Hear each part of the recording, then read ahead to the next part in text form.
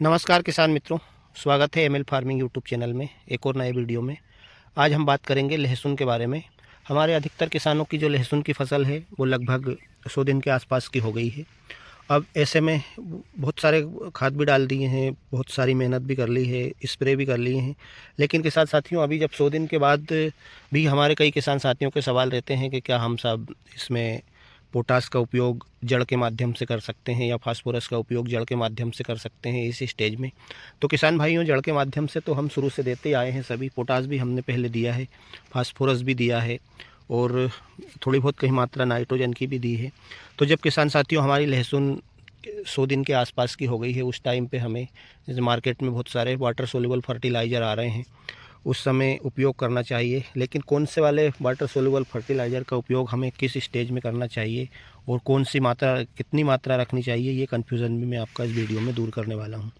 तो किसान साथियों, जैसे 19-19-19 होता है तो उसमें 19% नाइट्रोजन, 19% फास्फोरस और 19% पोटास होता है। तो उसका आप वेजिटेटिव ग्रोथ जब रहती है हमारी लहसुन की, उस टाइम पे ही आप उसका उपयोग करें।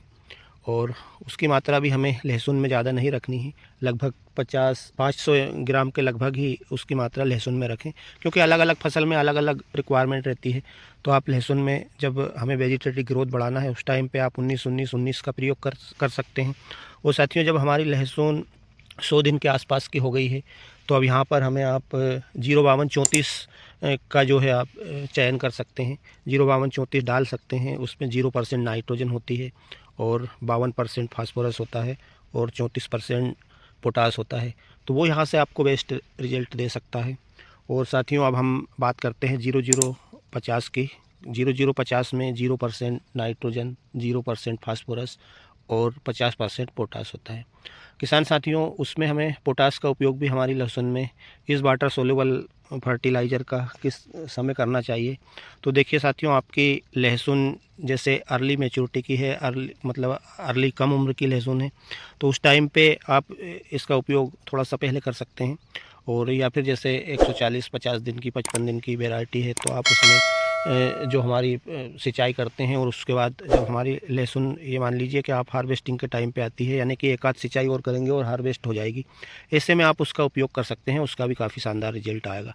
जड़ के माध्यम से यहाँ पे हमें पोटास भी नहीं देना है और इन सब की मात्रा भी मैंने बताई कि 500 ग्राम प्रति एकड़ के हिसाब से ही रखना है, क्योंकि गेहूँ की फसल में या और दूसरी अन्य फसल में आप इसको 1 किलो के लगभग रख सकते हैं, लेकिन लहसुन में ज़्यादा नहीं रखना है। और किसान साथियों, एक और चीज़ है, बोरान के बारे में भी आप लोगों का सवाल है।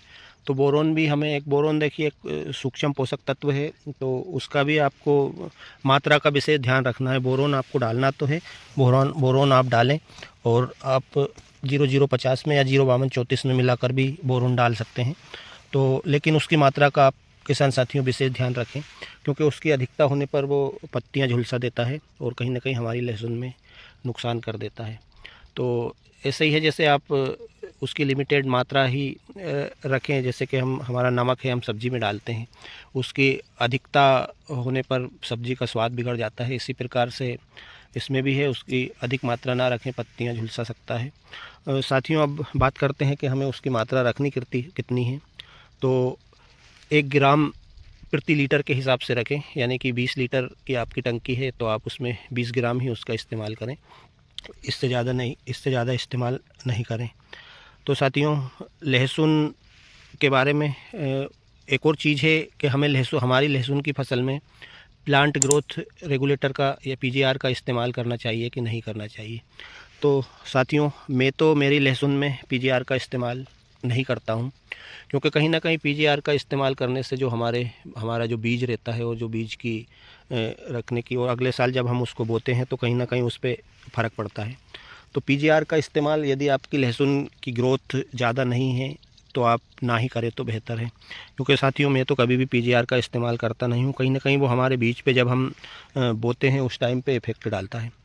तो आप भी इससे बचें। हाँ, यदि आपकी लहसुन की ग्रोथ ज़्यादा ही बढ़ रही है और कमर से ऊपर जा रही है तो आप ऐसी स्थिति में पीजीआर का इस्तेमाल कर सकते हैं।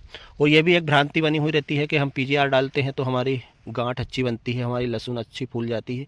तो साथियों, मेरे हिसाब से तो ऐसा होता नहीं है, क्योंकि ये जो है ग्रोथ को ही रोकता है, रेगुलेट करता है। बाकी इसमें उसका कंद को फुलाने में, बनाने में ज़्यादा महत्वपूर्ण भूमिका रहती नहीं है। और हाँ, यदि आप पीजीआर का इस्तेमाल करना ही चाहते हैं और आपकी लहसुन की अधिक ग्रोथ हो गई है और आप उसको रेगुलेट करना ही चाहते हैं, तो आप फिर अपनी जो बीज वाली लहसुन है उसको आप 2-4 पाली अलग से बचा करके और आप उसमें पीजीआर का इस्तेमाल कर सकते हैं। तो किसान साथियों, ये थी इस वीडियो में छोटी सी जानकारी लहसुन के बारे में।